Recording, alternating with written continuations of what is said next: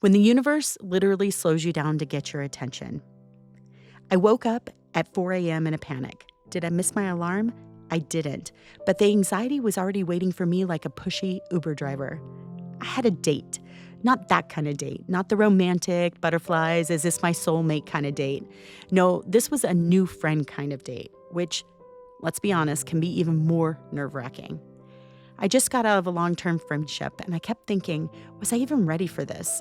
Ready to tell all my stories again? Ready to invest in their stories? Ready to risk being hurt again? Friendship is vulnerable and exhausting and exhilarating and often scary, but this one felt divinely orchestrated. It all started with my husband. He's the GM of a high-end audio company, helping clients design their dream homes. One day he starts talking to a client, and out of nowhere, they realize that there are people, same values, same love for healthy living, same obsession with Dr. Amen and Dr. Joe Dispenza. When he told me that last part, I was totally in. So there I was, rushing to get my son to school, rushing to meet her at 10 a.m. sharp, rushing through all the questions in my mind. Are we gonna click? Does my breath stink? I should probably get some gum. Does she cuss? Will she be offended if I do? Am I even a good friend?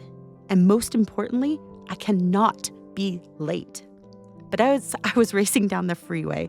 Something infuriating happened. I'm flying down on an empty stretch of highway because, again, important date, when an SUV cuts right in front of me and starts creeping along at a speed that my grandma Hazel would say, slow as molasses. Are you kidding me? Are you kidding me right now? There are 4 cars on the entire freeway, 4. And this one had to pick the moment to move like a tranquilized sloth. I did what any mature, self-aware adult would do. I threw on my blinker, ramped up my speed, and prepared to make my point. I would pass them, pull back in front, and show them who's in charge here. And that's when it happened. A whisper. Look at the license plate. Now, if you know me, you know that my family on the other side loves to communicate through license plates. So I looked, of course. Forever love. Forever love. And just like that, anger gone, frustration gone, the need to prove a point completely out the window. Instead, I felt an instant surrender.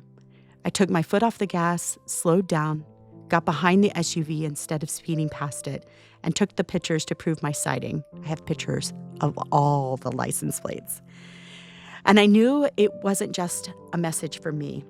I spent the rest of the drive talking to my family on the other side, thanking them for the reminder once again that I'm never alone, that love is forever, and maybe, just maybe, this meeting wasn't just about me. By the time I pulled into the coffee shop parking lot, I was at peace. I walked in right on time and was met with a hug that felt like a reunion, not a first-time meeting.